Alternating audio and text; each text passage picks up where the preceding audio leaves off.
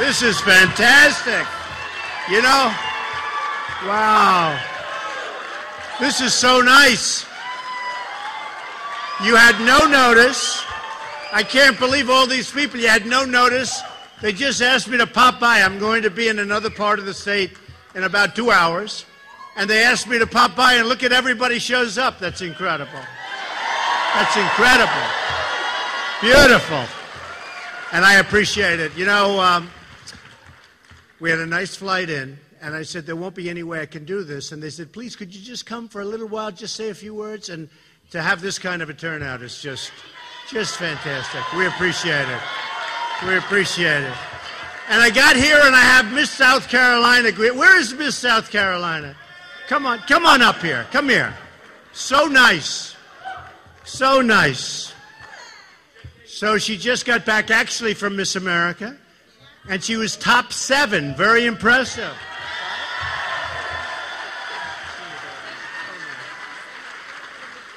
And she has a fantastic voice. Would you like to see? I wouldn't mind. I'd rather have her sing than me talk, if you want to know the truth. Well, I want to just congratulate you, darling. It's a fantastic job. Great going. It's good.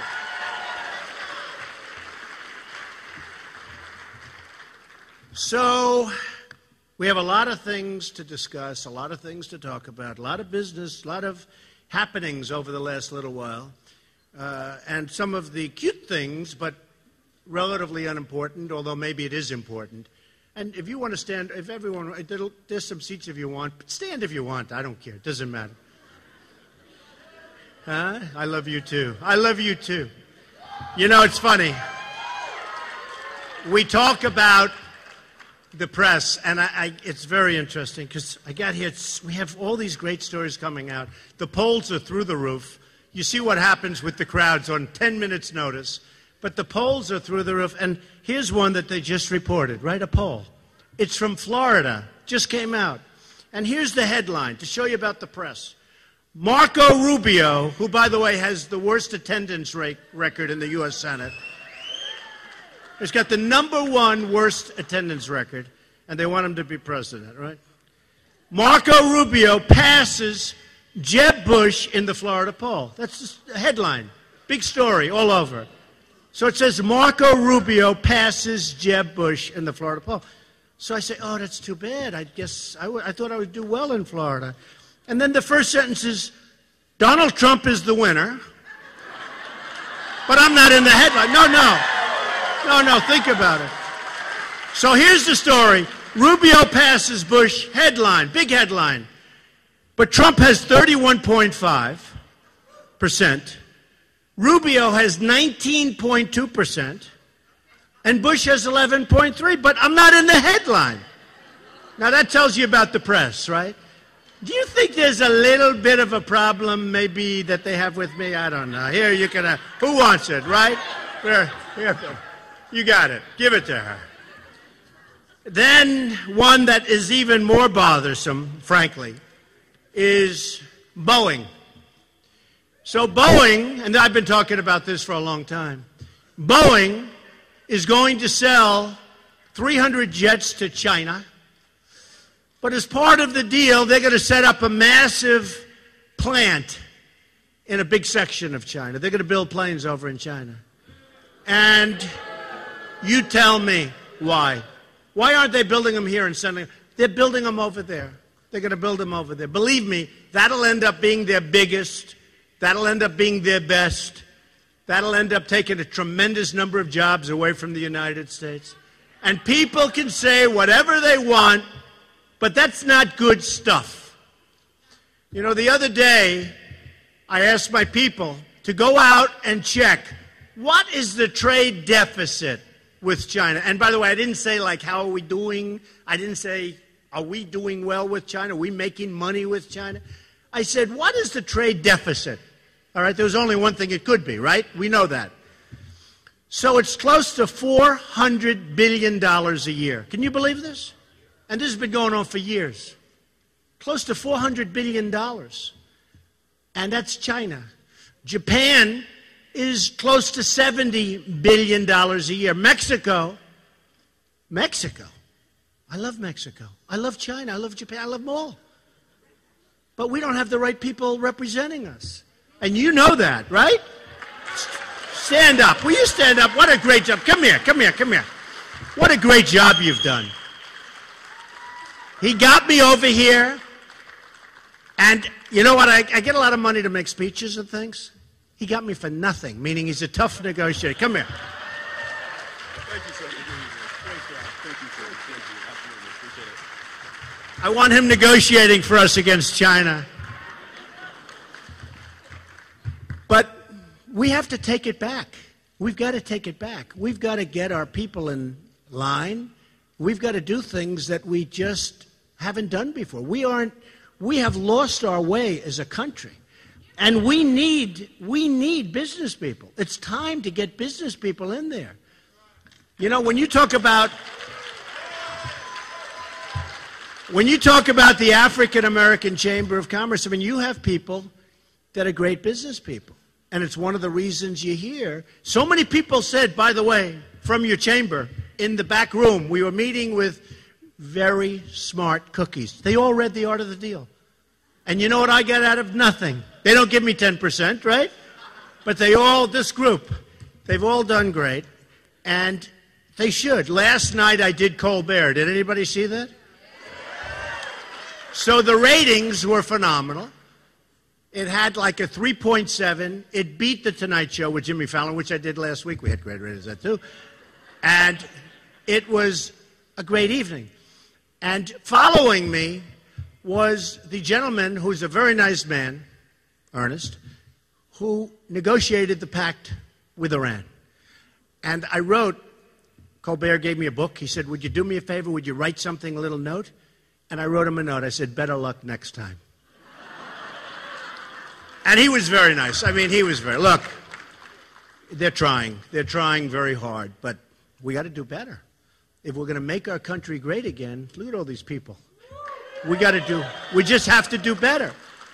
And so we can talk Iran deal. You've heard me before. Disaster. We can talk military. You've heard me before. We're going to build it up. We're going to make it so strong, nobody's going to be messing with us. Believe me. So strong, so good. We're not going to have to use it. I don't think. You know, a lot of these guys, and I say it, it really is terrible. They ask me, what are you going to do in Syria? What are you going to do? Are you going to attack Russia, start World War III? You know, Syria's, I don't want to start World War III over Syria, believe me. But are you going to start? And, you know, Bush got up, and so did Hillary. And she said, Trump's tone, his tone isn't nice. My tone. We need an energetic, we need people with energy. My tone. And, you know, they get up, and we need people that are somewhat unpredictable. I had an article recently, and it was said great things about me from a financial standpoint. Trump's really smart. He's really great. They actually used the word genius, but I won't say that because I don't want to. But they said one of the people that competed with me and actually lost said he's totally unpredictable. You never know what he's going to do. And that's a good thing. That's not a bad thing. That's a good thing. And I saw the other day where Marco was saying that I don't know that much about foreign policy. And I said, wait a minute.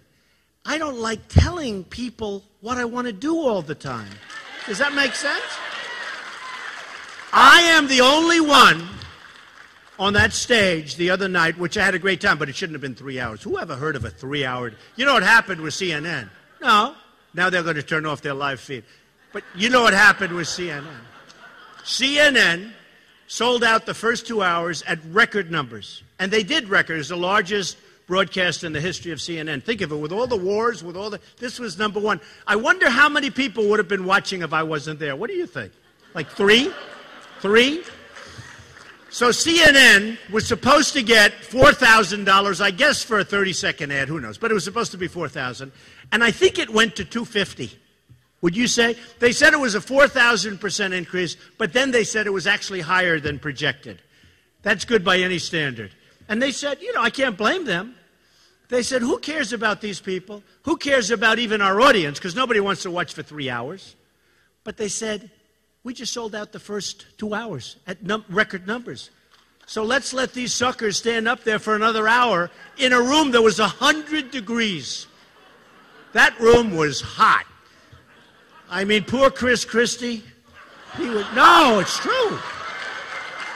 It's true. No, he's a nice guy. It wasn't fair. It was an amazing thing. I was like a piece of water. Rubio, I've never seen a young guy sweat that much. No, I've never seen. He's drinking water. I never saw anything like this with him with the water. And everybody, Huckabee, nice guy. He was seriously hot. He was soaking wet. I grabbed him around his back. I said, good job. And it was soaking wet. He was drenched. So they had us up there for 3 hours. And it was, I really had a good time. And every single poll, Drudge, Time Magazine, Slate, every poll said that Trump won the debate. Right? They all said, thank you. Thank you. But the pundits don't say that. They really hate me. The pundits don't say that. The people say it, but the pundits. But then you're right. She just said, who cares? It's true. I tell these stories like I tell the story here on the Florida poll because the people, the thing I've learned more, and I said this to somebody the other day, the people are really smart. They really know what's going on. They don't believe. You would think if I'm sitting home watching television and I heard some of these people speaking, you would sort of, oh, that's right. That they don't believe the things that are said. They really are smart. The people that are watching, like the debates and everything else, I am so impressed. And I think more than anything else, that's what's impressed me most, is how really intelligent the public is. It's incredible. No, it's incredible. Thank you. So it's been an amazing journey for me. It's been a lot of fun. I never thought I'd be a politician in my life. He said, I'm not. Yeah, I guess you're right. I'm not. I refuse.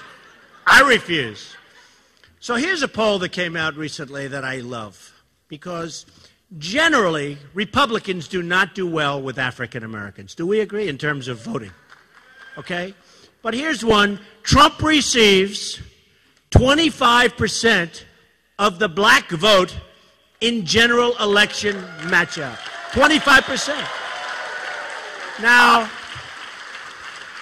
and that's in the general election. A very respected poll. Now, that's 25% of the black vote. As somebody said who's very much into this stuff, they said if you get 25% of the African-American vote, the election's over. You win. It's unheard of. It's unheard of. And I have a lot of friends, African Americans in New York. They say, you're going to get most of the vote. I was actually disappointed with the 25%, and the standard number is like 9 or 8. What is it, like 8%? But they say the election's over. And there's another group. A lot of people didn't get up and vote for Mitt Romney. They didn't get up. They just stood home. And I don't exactly know why, but they stayed home. And you would have thought, had they voted, Romney would have won. Had they voted, but they didn't vote. So something happened. And it was just a lack of something. It was a lack of appeal. Why what? He calls it low energy. No, that could happen again, but with somebody else. Such an important term, energy. It's such an important term in so many different ways. You can be great. You can be wonderful. You got to have that boom. You got to have that enthusiasm. And if you don't have it, it's just not going to happen. It's just not going to happen. So when I saw this, I was so happy. I was so thrilled to see it. Now, super PACs. I've been watching this whole process play out. And I've been saying, as you know, I'm self-funding my campaign. When I come here, when I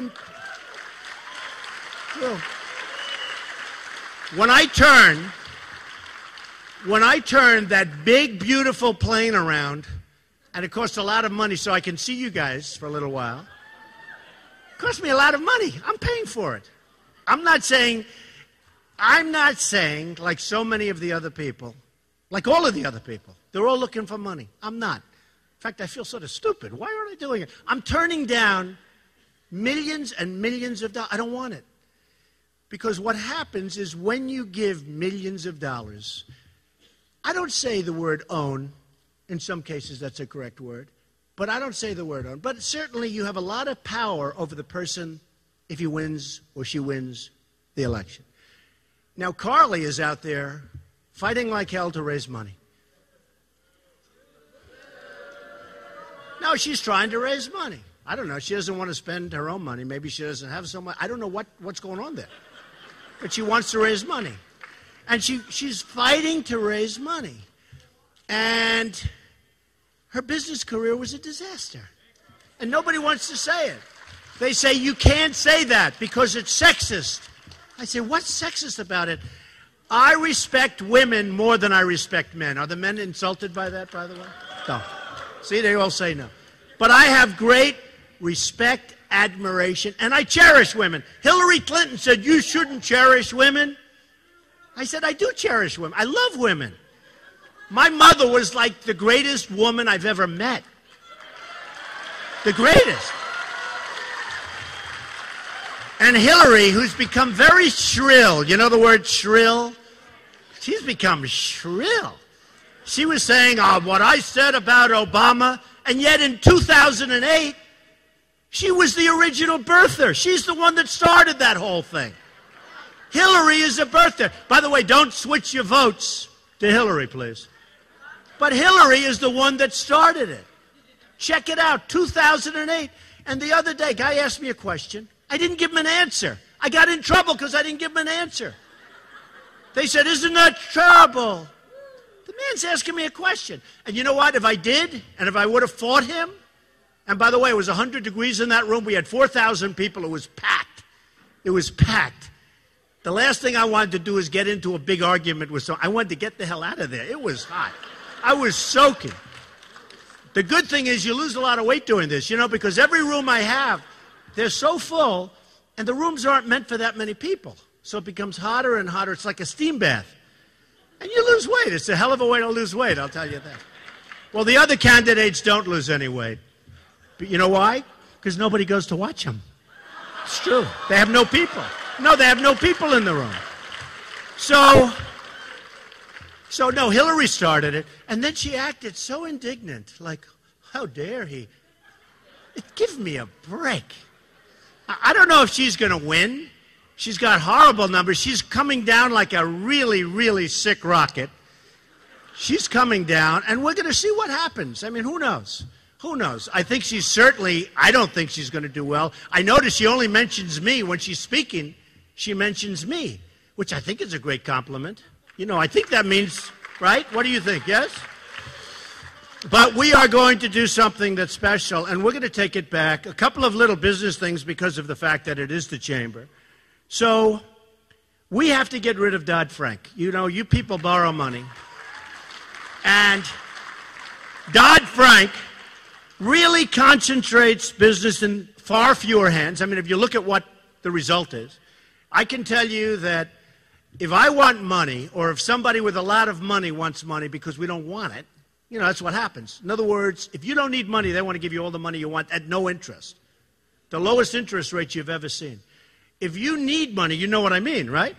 If you need money, you're an African-American entrepreneur. You need money from a bank. You can't get it, right? Is that true? No, it's true.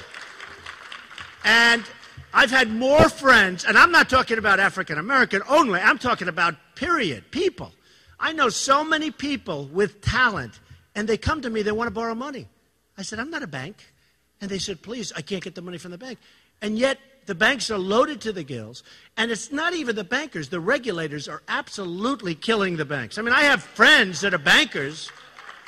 They can't breathe. The regulators are running the banks. First of all, they sue the banks every week. I keep saying to the banks, why do you settle those suits? Why do you settle them? When I get sued, I take it take it all the way. You know what happens? If you settle suits, you get sued more. It's true. In the old days, when somebody would fall in front of one of my buildings, I'd have this beautiful sidewalk, perfect. Might even be granite. Beautiful, flat, perfect. A person falls. But they don't even fall on my sidewalk. They fall on another sidewalk, and they carry them over to mine because they figure I have more. It's true. It's true. So what happened in the old days, I used to settle. Oh, somebody broke their leg. Give them $100,000. Like a jerk. And I was getting more and more people falling. I said, how did they fall? The sidewalk's beautiful. The sidewalk's perfect. But we settled cases. Now I don't settle anything. I don't settle. I got sued by a lightweight in New York. This attorney general sued me, a civil case, sued me on a thing called Trump University. Has a 98% approval rating. Has an A from the Better Business Bureau. It was this wonderful little school, not a big deal. I would have given all the money to charity, and that's what I intended to do. I get sued by the Attorney General of New York, who, by the way, the day before he brought the suit, he met with Obama. Now, I know it has nothing to do with that, right? So I get this civil suit, of which I've won most of it, but they wanted to settle so badly. Settle, settle, settle. Then I have a headline, Trump settles. I don't want to settle. I take it out, let it be years and years and years. But think of it, 98% of the students have signed a document saying they love the school. And now this guy brings a lawsuit, and I say, how can I settle when everybody loved it? How can I do that? So what happens is I go to court. You get a little bad press because the press doesn't want to write about the 98%. They don't want to write that you got an A from the Better. I got an A. I have a school. 98% of the people really loved it, or at a minimum liked it a lot, and I have an A rating. And now I'm supposed to pay money, and I can't do that psychologically. Does that make sense? When you settle cases, what happens is you're known as a settler, and people come at you. And I told one of the big banks, they're always settling cases. A guy gets paid like $40 million a year to run a bank, okay? You know, it's one thing if you build your own business and you make a lot of money, but it's another thing. You take over a bank and you get paid a lot of money. Okay. But he makes a fortune. And he's always settling cases. Settled one for $1.8 billion. Settled another one for $4 billion. I don't even know, where do they get all this money to settle these cases? But you hear they're being sued by the regulators. 2 weeks later, they settle. I said, get yourself a really good lawyer and let him fight it for the next 10 years. Because every time they settle the case, 2 weeks later, they get sued again. Because they're known as weak, pathetic people. It's true. It's true.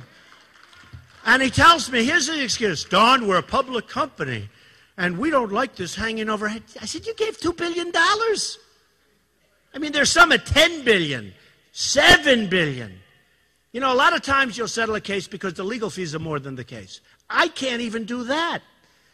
Because mentally, psychologically, I had a case in Chicago. A woman gave me, these are approximate numbers, gave me $500,000, and she wanted to, it's sort of interesting, I mean, because it's life. This is life. Do you like this stuff? This is better than some guy talking about nonsense, right? Now, the press will say, oh, he didn't talk about something that nobody wants to hear about in this group. We have young, smart people. We have entrepreneurs. They want to hear this stuff. Am I correct, Chamber of Commerce? This is better. I get sued in Chicago by a vicious, vicious woman who happened to be elderly. But she was vicious. So right away, I'm like in a bad position. So she puts up like something like $500,000 to buy an apartment from me in Chicago. And the market collapsed. So she got the money up. It's called buyer's remorse, you know, change.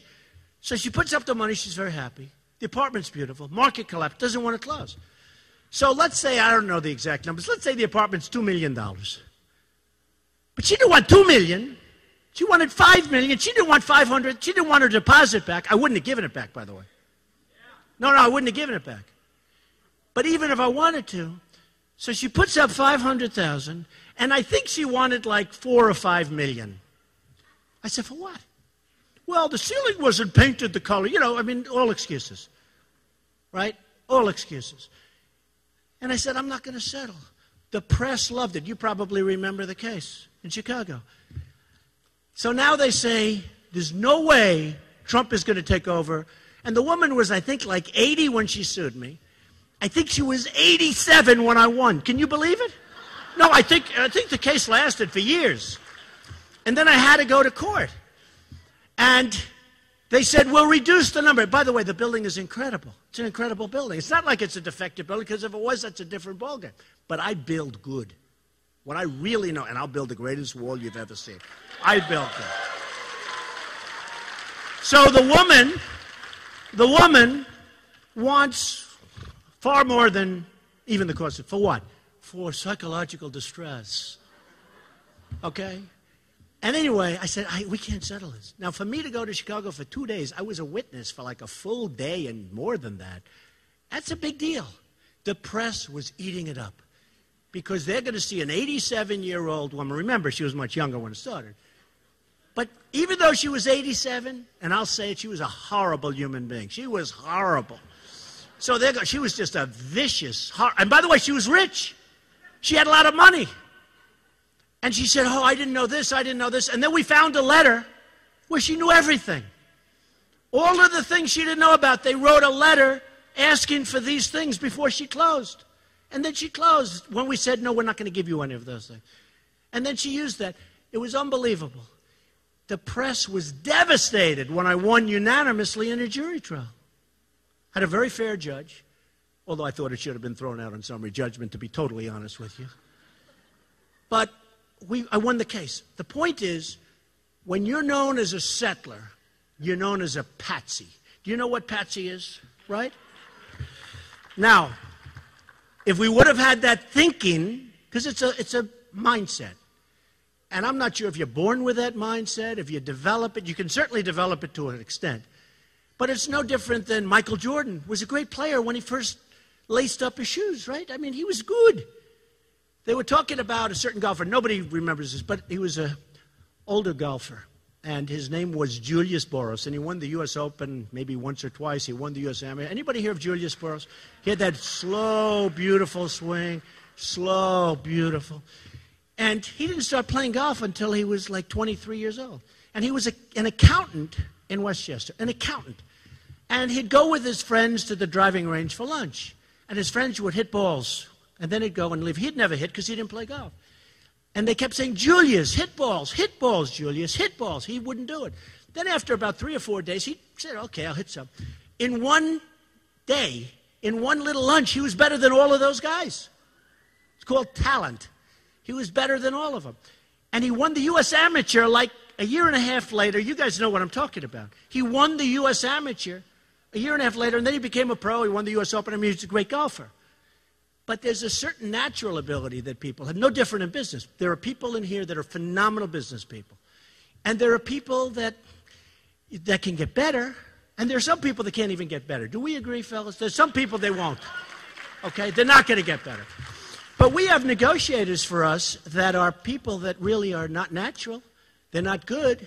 I don't even know if they want to get better. I don't know what the purpose of these deals are. But we need help in this country. And I can tell you this. If I win, this country, good, thank you. When. This country will be so strong and so rich. We have such potential. We have all the cards. People say, oh, but China, they make this, they have us. You know, we owe China $1.4 trillion. Think of it. You know, we owe 1.9 now trillion. 1.9 trillion. Nobody even knows what does anybody know what a trillion is added up? How many hundreds of millions is a trillion? No, think of it. Most people don't even know what it is. This was a name 10 years ago. You never even heard the word trillion. Now it's like commonplace. But China, Japan, Mexico is becoming the new China. They are taking our bit. Nabisco's moving into Mexico now. I'm not eating Oreos anymore, believe me. Ford, or many of the car companies are going in. But that's not going to happen with me. We're going to have a great relationship with Mexico. But that's not going to happen with me. We're going to have fair. I want the jobs here. But think of it. So China, it's impossible for us to do business with them. As per the article, Boeing is going to get an order, but they're going to build a plant. And I guarantee you, China said, we're going to order planes, but for us to do that, we want you to build a massive plant. Well, what the hell good does that do us? That means that in a few years, they're going to be making the planes in China like they're making everything else. We've got to put a stop to it. We've got to put a stop to it. So, if and when, I'll say if and when. Because, you know, if I say when, you got all those cameras back there. If I say when, they're going to say, he's so arrogant. He's so arrogant. I'll tell you another funny poll. I'll tell you another funny poll story. The other day, a number of polls came out. And they came out, and they were all good. CNN was good. It was 24%. NBC was 29, almost 30%. Then you had Zogby, which was, I think, 32 or 33%. And you had another one at 32 or 33%. They were all like really high, killing everybody. Now, in CNN, I was beating everybody pretty badly. But that's the only poll they showed. They didn't show the other ones. I said, I wonder why, right? So we're fighting, there's a whole big thing going on. We're fighting something that's very, very unique. But so I'm going to say, if and when I win, this country is going to be so strong. It's going to be so rich. We're going to have so many jobs. You have to understand that our blood is being drained out of us by other countries with their devaluation of the currencies. They're draining us. You know, we make product better than China. If you look at our furniture, well, you know, from South Carolina, from North Carolina, you know the great furniture. If you look at our furniture, if you look at all of our we do better. We do better than, it's better quality. I have a friend, he just ordered a massive amount of furniture from China. He's going crazy in a hotel. People sit in the chair and the chair breaks. It's like, they go down for the count. But they devalue their currency and they make it impossible for our companies to compete. And we can't let that happen. We can't let it happen. When Japan sells us thousands and thousands of cars, millions of cars, and they come in, I was in Los Angeles a few weeks ago, biggest ships I've ever seen, biggest I've ever seen. And they're floating in cars. We sell them beef. And then when the beef gets there, they don't want it. Now you tell me about beef that's sitting there back and forth for a couple of months. I don't want it. Maybe that's why they call it Kobe beef. It's aged. You know, maybe. No, it's aged beef. And they charge more money for it. But, no, think of it. We sell them beef and things like that. But it's a tiny fraction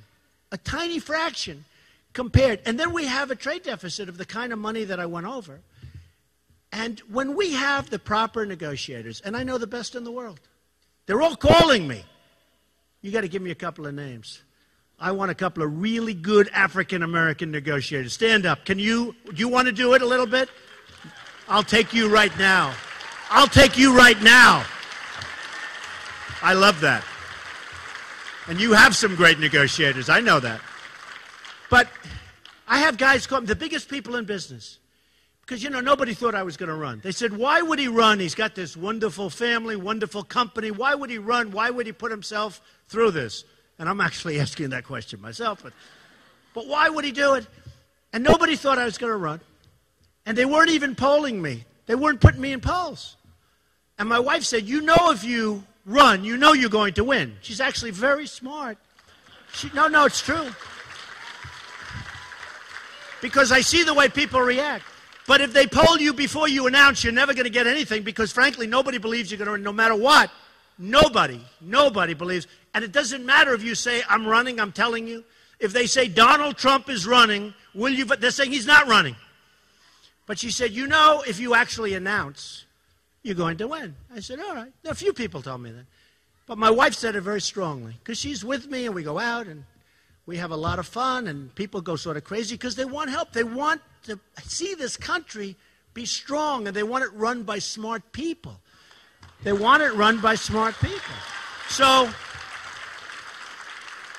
I announced, and immediately, in fact, some people still didn't put me in the poll. They said, well, he's just doing this to build up his brand, build up my brand. Macy's canceled me because they thought I was too tough. Macy's, they were very loyal. You know, one of my best friends was the head of Macy's. Donald, I hear we're going to have pickets in the front of Macy's. Oh, that's a horrible thing. Could I cancel your ties? I said, cancel them. They're made in China. Who the hell cares? True. Now, Macy's, I will tell you, Macy's was very disloyal. And, you know, a number of others. I mean, I had to sue, as you know, Univision. Which suit is pending, which suit I will win a lot of money. They broke a contract. They never even sent me a letter for the Miss Universe pageant. And as you know, I sold Miss Universe recently to IMG. I'm very happy with that deal. It was a great deal, wonderful deal, and wonderful people. And I bought NBC out and I sold, and it was great. But, you know, we need the kind of people that will never let us down. They never. And if they're going to let us down, we want to know it beforehand. But what's happening is I'm getting calls from all of these the biggest people in this country. And they're the best negotiators in the world. You know, we have the best people. Our government doesn't let them act. You know, we have Carolyn Kennedy representing us against Japan, okay? And, you know, she's a nice person. You know why? I've told this before because my daughter likes her. Ivanka likes her.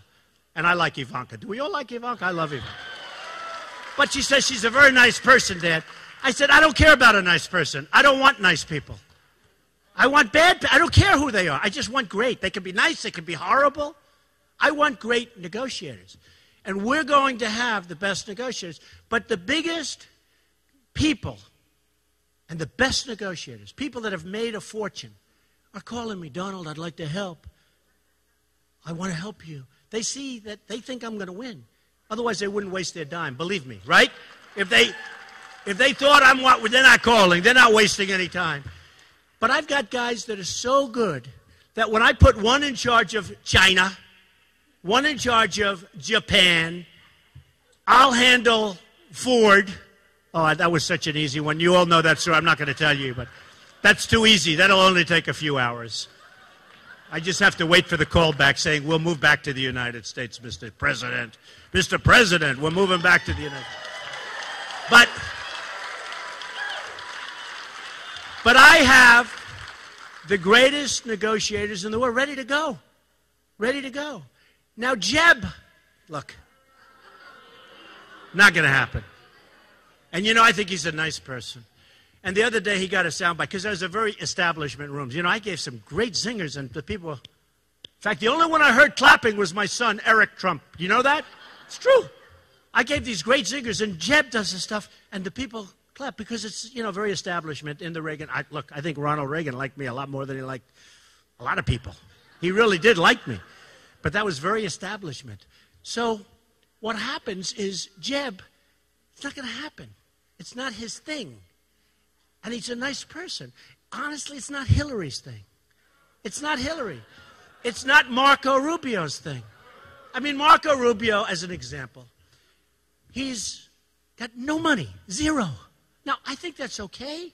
It's fine. Maybe it's good politically to say you owe money because you overborrowed your credit cards. Got nothing. I mean, he's got nothing. Maybe he should, like, practice. You know, he goes to the Senate, and then he wants to say, let's go, I'm going to go over here. I'm going to run against my mentor. And I'll tell you one thing. Jeb was the mentor for Marco Rubio, right? You've heard that. And everybody said, well, Marco will never run because Jeb Bush, who was the governor then, even though I'm killing him here, Jeb Bush was the governor, and Marco will never run because of respect for his mentor.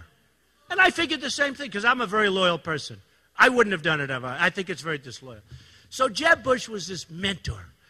And I'm saying, well, he's not going to run because, and everybody's saying that. He announced he's going to run because he's overly ambitious, too young, and I have better hair than he does, right? Do we agree? Do I have better hair than he does? And there's an age gap. There's an age gap. But I say that, and this is what bothers me about politicians. So he announces he's going to run. And they go to Jeb. What do you think of Marco Rubio? He's my dear, dear friend. He's wonderful. He's a wonderful person. I'm so happy that he's running. Give me a break. That's called politicians speak. Then they go to Marco. What do you think of Jeb Bush? Oh, he's great. He's brought me along. He's one. They hate each other, but they can't say it. They hate each other. It really does bother me when I see them and I see Jeb, and maybe that's what you want, and maybe that's the kind of people that are going to get elected, to be honest. Maybe they don't want a straight talker. Maybe they don't. No, maybe they don't. But I am so tired of this politically correct crap.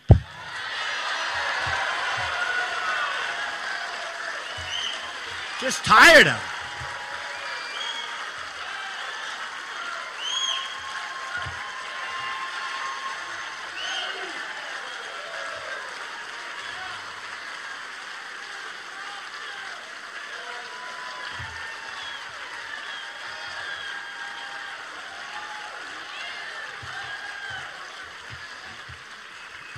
So, we're going to go out. We're going to fight hard. I'm not taking money, as I said before.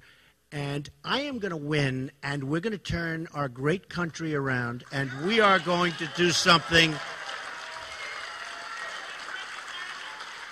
We are going to do something that maybe has never been done before. But we're going to turn it around. We're going to make it great again. You're going to be so proud that you were in this room.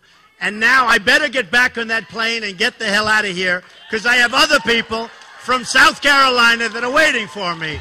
But I appreciate it, and I really do. It was a quickie, and I love you all, and we're going to do it. And thank you to the Chamber. I appreciate it, fellas. Thank you. Thank you, everybody.